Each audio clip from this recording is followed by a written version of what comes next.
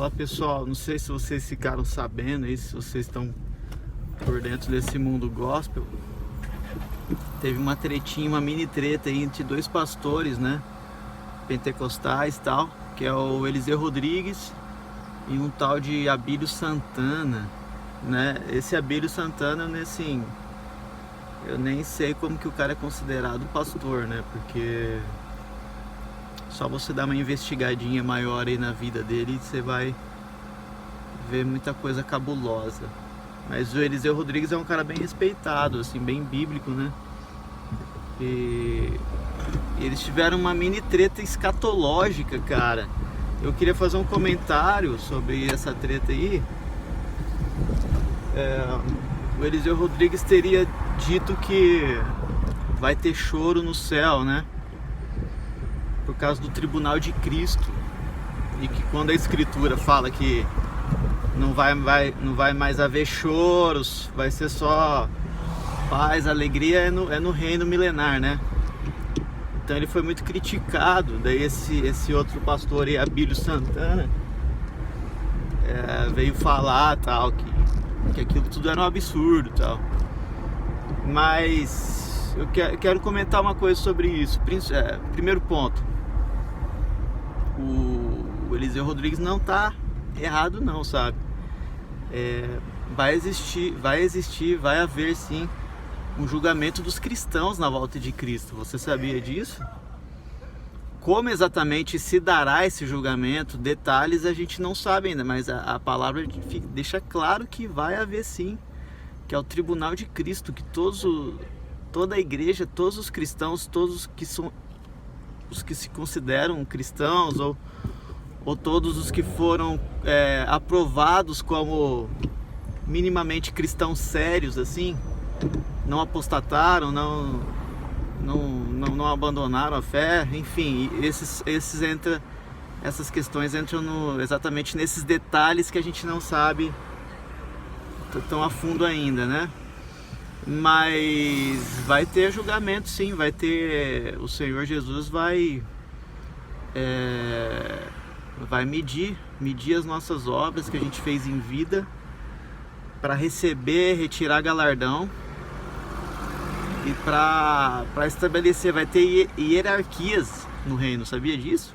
Tem hierarquias no milênio, tem galardão, tem níveis dos santos eleitos aí, dos sacerdotes que reinarão com Cristo. Vai ter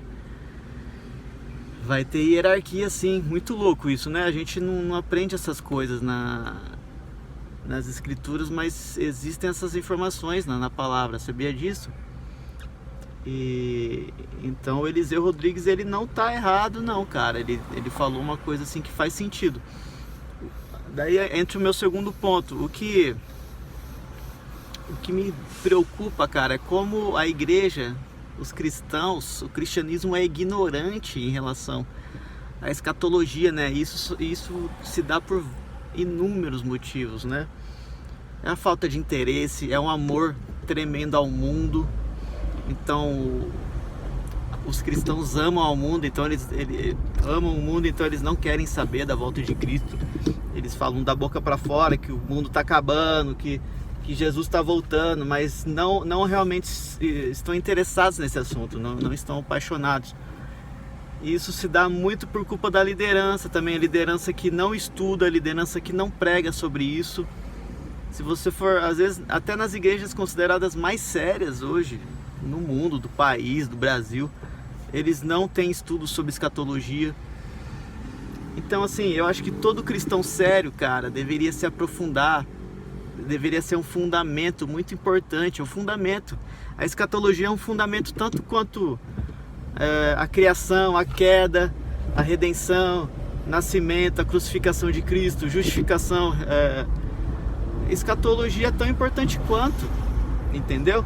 Então, às vezes as pessoas hoje, a gente está vendo esse final de ano, as pessoas começam a falar de Natal, né? Advento, católicos e protestantes, né? Natal, Advento.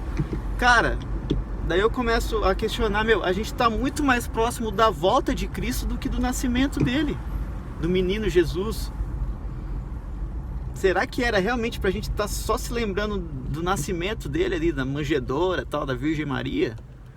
Será que não era pra gente estar dando uma atenção muito maior pra volta dele? Mas não. Volta dele, o povão tá ignorante. O mundo tá acabando, mas não sabe nada. E a Bíblia traz detalhes.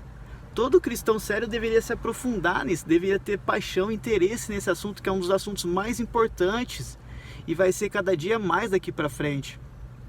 Então você vê um cara da envergadura do Eliseu Rodrigues, que é um cara grande hoje, importante no cenário nacional evangélico, e o cara fala com certa insegurança de escatologia. Entendeu? Então eu acho que, deveria ter nas igrejas, sabe? Estudo sobre isso, estudo sério, para aprender as diferentes linhas, aprender que cada denominação entende, quais são as diferenças sobre arrebatamento, antes ou depois da tribulação, milênio, Jesus volta antes ou depois do milênio, milênio literal, milênio simbólico. Cara, quando eu comecei a me interessar, a estudar esse tipo de coisa, isso reacendeu demais a minha fé, reaviveu a minha fé. Então assim, eu não suporto mais esse discurso do cristianismo de não importa como vai ser, o que importa é a gente amar Jesus, não importa. Importa sim, entendeu? A Bíblia de Gênesis a Apocalipse está falando da volta de Cristo, está falando do fim dos tempos. Todos os livros da Bíblia têm revelação sobre o fim dos tempos. Os Salmos têm profecia sobre o fim dos tempos, todos os livros. Jesus está a todo momento no Evangelho falando do fim dos tempos, da volta do Filho do Homem. As coisas que os discípulos mais falam nas cartas é aquele dia, o dia do Senhor, o dia que o Senhor voltar. Todos eles, pessoal, vocês podem ver. Vão ler a Bíblia e você vai ver que todos citam a volta de Cristo como sendo nossa maior esperança, nosso objetivo. É o objetivo da nossa fé, é se encontrar com o nosso Senhor. E quem estiver mais próximo disso, ou seja, a nossa geração, dos nossos filhos, dos nossos netos, somos privilegiados.